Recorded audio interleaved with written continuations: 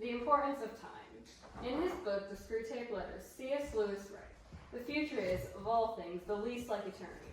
For the past is frozen and no longer flows, and the present is all lit up with eternal rays." So what is he saying?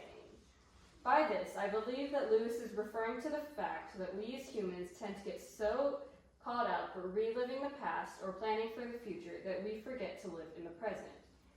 Time is like a river. It flows in one direction and cannot be reversed, no matter how hard we try. So it is best and wisest to live in the present. For this presentation, I will be listing 3 objects from my personal life as examples of this and how people change over time. The object I chose to represent my past is a crayon. I have always been an artist ever since I was about 3 years old. When I was younger, my mom bought me a box of crayons.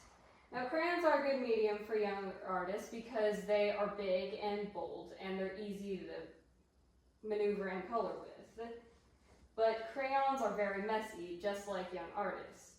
Sometimes young artists draw outside the lines and sometimes they draw on walls.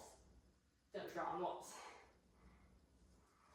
Crayons break easily and don't make for very professional art. So that's why I've moved on to color pencils. So because they are a lot more sharp and precise than crayons. I use a special brand of colored pencils. It's called a Prismacolor. They're high quality and a lot of professional artists use them. My graduation from crayons to color pencils to eventually Prismacolors show how my techniques and art proved over time. It also represents the fact that people change and you will not be the same person you were several years ago. And ever since I started using color pencils and then Prismacolors, I've noticed my art improving even more rapidly than before. So seeing this constant improvement, it made me think, what else can I do? The object I chose to represent my future is an Apple Pencil. Apple Pencils are a type of stylus made for drawing on Apple devices. I have used an Apple Pencil before on my iPad, and I enjoy it, but I still prefer using pencil and paper. Technology is rapidly evolving in every industry, art included, and an Apple Pencil represents the way technology is changing alongside myself, my art, and just about anything else in the world. Perhaps one day I will move professionally into digital art, but for now I'm happy to stick with what I know. The Apple Pencil could represent what any future should be, distant but limitless.